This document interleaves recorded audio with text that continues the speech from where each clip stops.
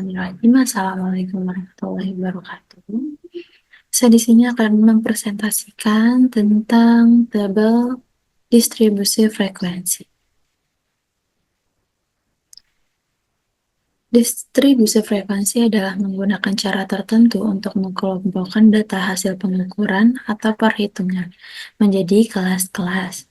Dalam distribusi frekuensi yang merupakan bentuk salah satu penyajian data, sebagaimana data menjadi lebih mudah dibaca, lebih mudah dipahami, dan lebih ringkas.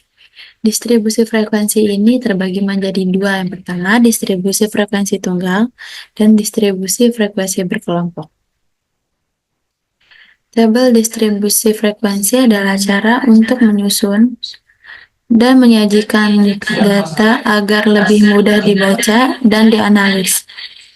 Data yang disajikan dikelompokkan ke dalam interval-interval tertentu, sehingga mempermudah identifikasi pola atau tren.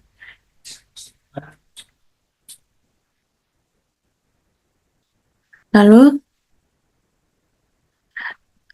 tabel distribusi frekuensi mulai dikenal sejak perkembangan ilmu statistik pada abad ke-17. Para matematikawan seperti John Grant mulai menggunakan tabel untuk menganalisis data populasi. Nah, pada abad ke-18 dan abad ke-19, perkembangan statistik deskriptif semakin pesat dengan diperkenalkannya metode perkelompokan data untuk menyederhanakan analisis. Tujuan pembuatan ini yang pertama untuk mengelompokkan data, yaitu membagi data menjadi kelompok-kelompok atau kelas interval agar lebih terorganisasi. Lalu yang kedua, menghitung frekuensi, yaitu menunjukkan seberapa sering data muncul dalam setiap kelompok. Lalu yang ketiga, penentuan tren menjadi cara cepat untuk memahami distribusi dan tren data. Penerapan tabel tersebut banyak ditemukan dalam berbagai bidang, seperti pendidikan, ekonomi, penelitian ilmiah, dan demografi. Karena kemampuannya ini untuk menyederhanakan data sekaligus menyediakan wawasan yang lebih mendalam. Distribusi frekuensi ini ada dua, ada distribusi frekuensi tunggal dan horizontal. Nah, kalau untuk yang distribusi vertikal yang berkelompok dan yang tunggal itu dari atas ke bawah. Nah, lalu kalau untuk yang horizontalnya dari arah sebelah kiri ke sebelah kanan, gitu. Lalu istilah-istilah yang ada pada tabel distribusi, yang pertama itu ada kelas. Pertama kelas 1 yaitu nilai 4 sampai 14 yaitu frekuensi 3. Kelas 2 nilai 15 sampai 25 itu frekuensi 1 dan seterusnya. Batas bawah. Untuk batas bawah kelas 1 nomor 4. Kalau untuk batas bawah kelas 2 itu nomor 15 dan seterusnya. Batas atas yaitu batas yang pertama itu batas nomor 14 dan batas atas kelas yang kedua yaitu nomor 25. Kayak yang pertama tuh kelas yang pertama kan 4 sampai 14. Berarti kalau yang batas bawah itu berarti yang 4-nya yang pertama. Lalu batas 2-nya itu yang 15, pokoknya angka awalnya. Lalu kalau misalnya batas atas itu angka terakhir dari nilai kelas. Yaitu yang pertama itu 14, yang kedua itu 25. Lalu cara mencari tepi bawah itu batas bawah dikurangi 0,5.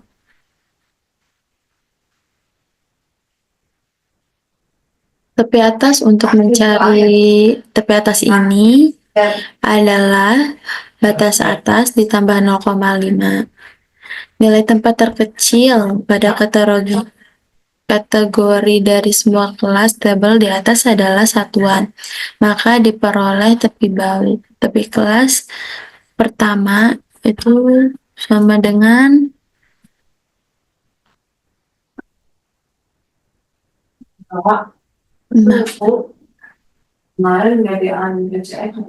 empat dikurangi 0,5 lalu dikali 1 sama dengan 3,5. Lalu tepi atas yang pertama itu 14 ditambah 0,5 dikali 1 sama dengan 14,5. Tepi atas kelas kedua 25 ditambah 0,1 sama dengan 2,5. Lalu panjang kelas sama dengan tepi bawah kelas N plus 1 dikurangi tepi bawah kelas N atau tepi atas kelas N plus 1 dikurangi tepi bawah kelas N atau ke batas bawah kelas N plus 1 dikurangi tepi bawah kelas N atau batas kelas N plus 1 dikurangi tepi bawah kelas N. Panjang kelas 25 kurang 14 sama dengan 11. Nilai tengah. Cara mencari nilai tengah yaitu 0,5 dikali buka kurung batas atas ditambah batas bawah.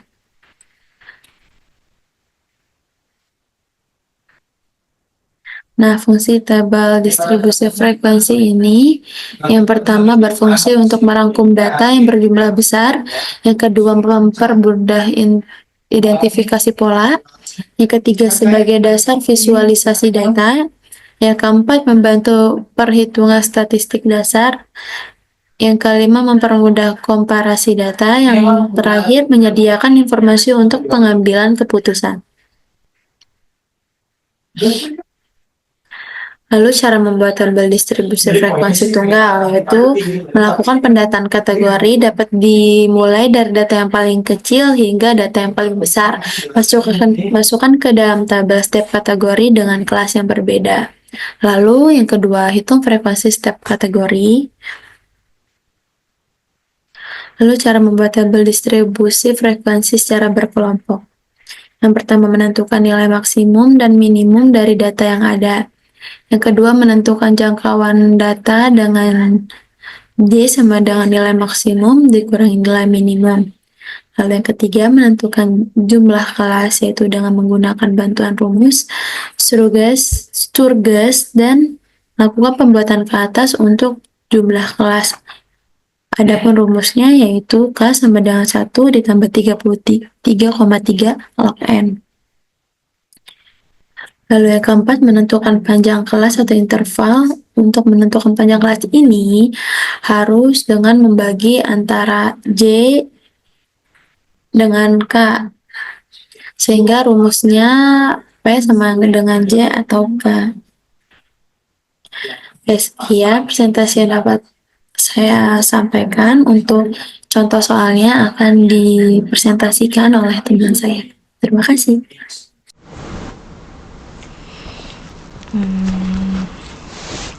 Selanjutnya, setelah penjelasan materi oleh Amelia, di sini saya Sanas akan menjelaskan tentang cara menghitung distribusi frekuensi berkelompok. Di sini udah ada contoh soalnya. Di sini kita disuruh untuk membuat tabel distribusi frekuensi berkelompok dari data di bawah ini. Oke, untuk banyak datanya di sini kita hitung ada sekitar 1, 2, 3, 4, 5, 6, 7, 8, 9, 10, 11, 12, 13, 14, 15, 16 dikali 3 itu ada 48 data. Kita isi di sini 48. Untuk jangkauannya itu ada dengan simbol J. Jangkauan sama dengan nilai maksimum dikurang sama nilai minimum. nilai maksimum di sini ada angka 74 dan nilai minimumnya ada di 43. Jadinya nilai maksimum dikurang nilai minimum. Oke, 74 dikurang 43 sama dengan 31. Jadi jangkauannya dan sama dengan 31. Untuk banyak kelas itu sendiri, kita di sini pakai rumus 1 ditambah 3,3.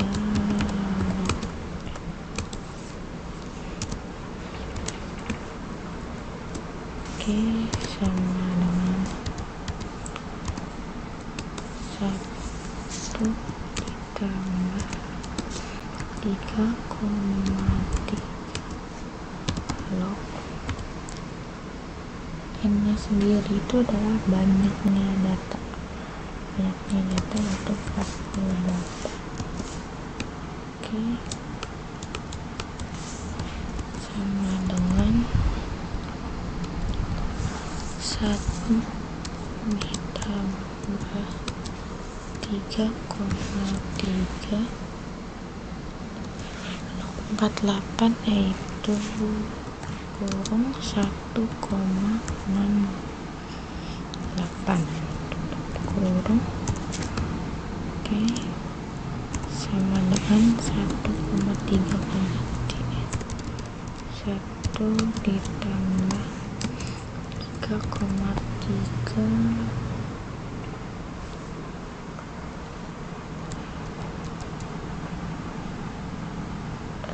ditambah 1 ditambah 3,3 dibagi 1,68 yaitu hasilnya 1 ditambah 5,54 sama dengan 6,54. Oke, sini kita langsung buletin aja 6,54 tuh 7. Nah, untuk panjang kelas, oke, kita disuruh cari juga panjang kelas atau intervalnya.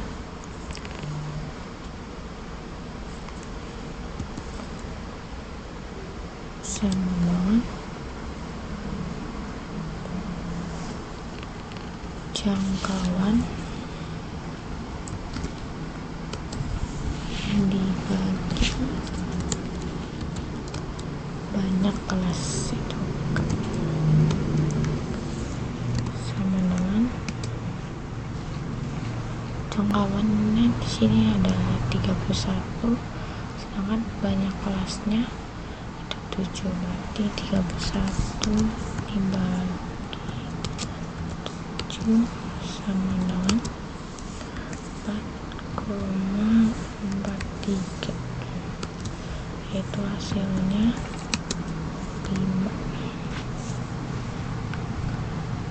Oke,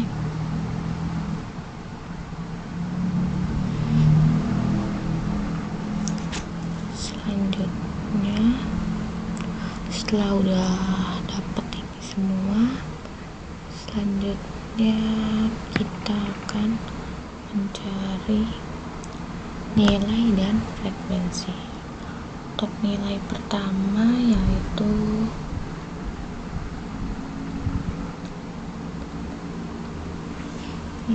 nilai yang paling kecil yaitu adalah 43 di sini karena panjang kelasnya 5 berarti 43 44 45 43 44 45 46 47 sampai dengan 47, begitupun seterusnya 8 sampai 52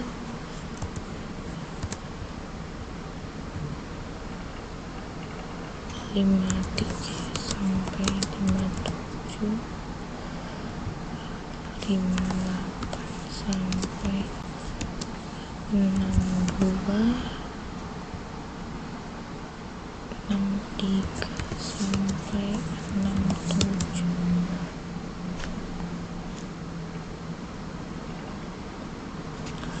68 sampai 7,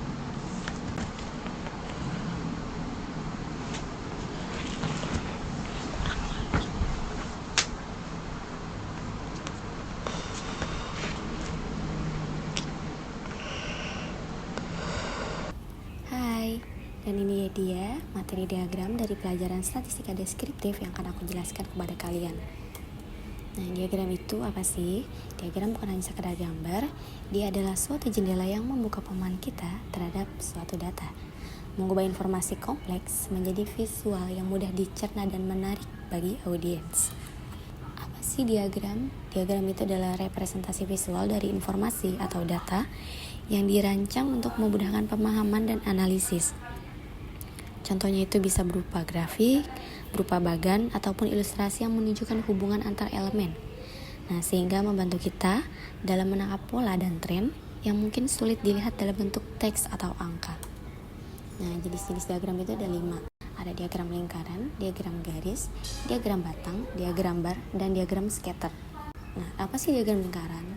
Diagram lingkaran itu dapat disajikan berupa bentuk persentase atau derajat. Nah, setiap persentase atau derajat dalam lingkaran mewakili frekuensi dari keseluruhan data. Konsep dari diagram lingkaran itu sangat berguna dalam presentasi suatu data untuk memberikan gambaran cepat tentang distribusi dan proporsi dalam suatu dataset. Nah, ini adalah contoh soal diagram. Kalian bisa lihat di sini ada rumusnya dan ini keterangannya. Nah, yang kemudian ada diagram garis. Diagram garis itu adalah grafik yang menghubungkan titik data dengan garis. Digunakan untuk menunjukkan perubahan nilai seiring waktu atau hubungan antara dua variabel. Dan ini salah satu contoh diagram garisnya ya. Nah, konsep dari diagram garis itu ialah garis untuk menghubungkan titik-titik data yang mewakili nilai-nilai pada sumbu vertikal Y dan sumbu horizontal X. Nah, diagram garis sering digunakan dalam analisis statistik, laporan keuangan, dan presentasi data untuk memberikan gambaran yang jelas dan mudah dipahami tentang perubahan data. Nah, yang ketiga ada diagram batang. Nah, diagram batang adalah grafik yang menggunakan batang vertikal atau horizontal untuk mewakili nilai dari berbagai kategori. Nah, setiap batang itu menunjukkan ukuran atau frekuensi suatu kategori ya, sehingga memudahkan perbandingan antar kategori. Diagram ini sering digunakan untuk menampilkan data kuantitatif dan membantu dalam analisis visual. Dan ini adalah contoh dari diagram batang ya. Nah, konsep dari diagram batang adalah alat yang efektif dalam presentasi data untuk menunjukkan perbandingan dan distribusi nilai dalam berbagai kategori. Dan yang ketiga itu ada diagram bar. Nah, diagram bar itu kurang lebih sama dengan diagram batang ya. Nah, contohnya ada di sini ya. Nah, konsep dari diagram bar itu hampir sama dengan diagram batang ya. Kalian bisa lihat sendiri di sini dan bisa baca sendiri ya. Dan yang terakhir ada diagram scatter. Nah, diagram scatter itu atau diagram sebar adalah grafik yang menggunakan titik-titik untuk mewakili nilai dari dua variabel yang berbeda. Nah, setiap titik itu menunjukkan hubungan antara dua variabel pada sumbu horizontal X dan sumbu vertikal Y.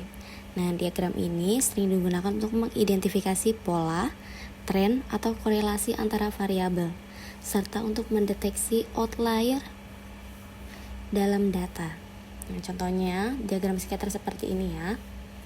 Nah, konsep dari diagram scatter itu ialah alat yang efektif untuk mengeksplorasi dan menganalisis hubungan antara dua variabel dalam dataset. Nah, secara keseluruhan, diagram-diagram yang sudah kita pelajari ini merupakan alat visual yang penting dalam menganalisis data. Masing-masing memberikan cara yang berbeda untuk memahami dan menginterpretasikan suatu informasi. Penggunaan diagram yang tepat dapat meningkatkan pemahaman dan komunikasi data, baik dalam konteks akademis, bisnis, maupun penelitian.